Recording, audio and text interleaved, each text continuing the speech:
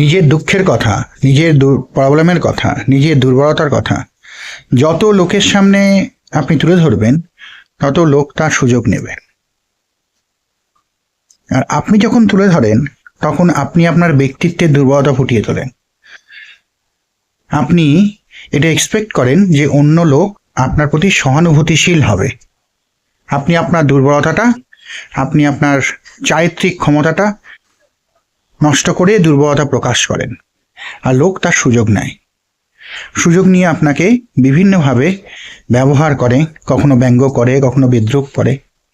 এই জন্য নিজের দুঃখ, নিজের দুর্বলতা, নিজের অক্ষমতা, নিজের সমস্যাগুলো নিজের মধ্যে চেপে রাখুন। এতে দুটো জিনিস হবে। একটা হচ্ছে কেউ আপনার ব্যবহার করতে পারবে না আপনাকে, কেউ আপনার সুযোগ নিতে পারবে না, আপনার অপমান করতে পারবে না, আপনাকে বিদ্রূপ করতে পারবে না। আর দ্বিতীয়ত, আপনি আপনার ব্যক্তিত্বের দিক দিয়ে আরো বেশি স্ট্রং হবেন। আপনার যে সমস্যা, আপনার যে দুঃখ, আপনার যে কষ্ট, আপনার যে দুর্বলতা, সেগুলো আপনার মনের মধ্যে জমে একটা কঠোর কঠিন ব্যক্তিত্বের মানুষ আপনাকে করে তুলবে, যে কোনো ঝড় বিপদ আপদের সঙ্গে লড়াই করতে পারে।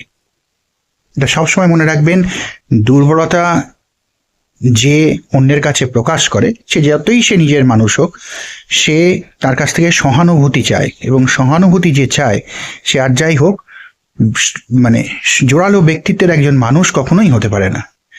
আর অপর দিকের মানুষও তো বুঝে যায় যে আপনি সহানুভূতি চাইছেন, সুতরাং আপনাকে ব্যবহার করে, আপনার মজা করে, আপনার সামনে এবং পেছনে আপনাকে নিয়ে বিদ্রূপ করে।